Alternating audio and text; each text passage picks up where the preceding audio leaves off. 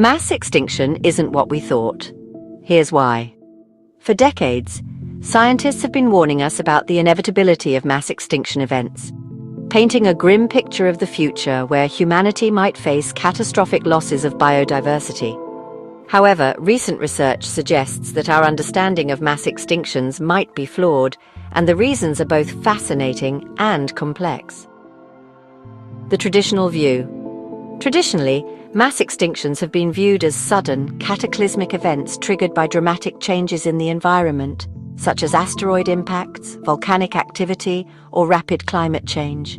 These events are believed to have led to the collapse of ecosystems, the loss of vast numbers of species, and the reorganization of life on Earth. The most well-known example is the extinction of the dinosaurs 66 million years ago, which many scientists attribute to an asteroid impact.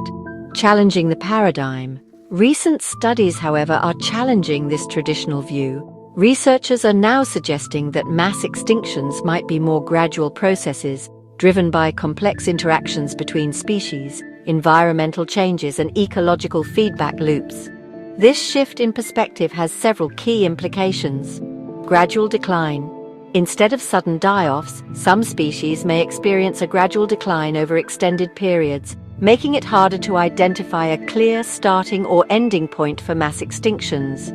This prolonged decline might be the result of ongoing environmental pressures, such as changes in ocean chemistry, sea level fluctuations, or shifts in climate patterns. Ecosystem interconnectedness. The interconnectedness of ecosystems means that the loss of one species can have cascading effects on others. This could lead to a slow but steady loss of biodiversity rather than a dramatic event. For instance, the decline of a keystone species, such as a top predator or a critical pollinator, could destabilize entire ecosystems, leading to a gradual mass extinction over time. Human influence. Human activities, such as deforestation, pollution, and climate change, are now recognized as significant contributors to the current biodiversity crisis. These factors can accelerate the gradual decline of species, pushing us toward what some scientists refer to as a sixth mass extinction. Unlike past extinction events, this one is largely driven by human action rather than natural catastrophes.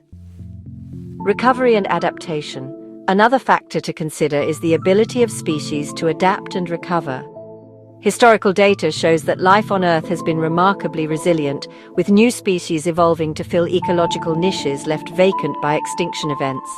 This suggests that mass extinctions might also involve periods of recovery and adaptation, rather than just catastrophic loss.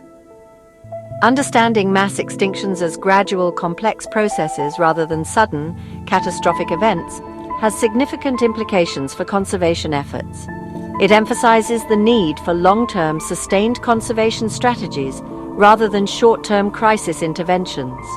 Conservationists and policymakers must account for the interconnected nature of ecosystems and the potential for cascading effects when developing strategies to protect biodiversity.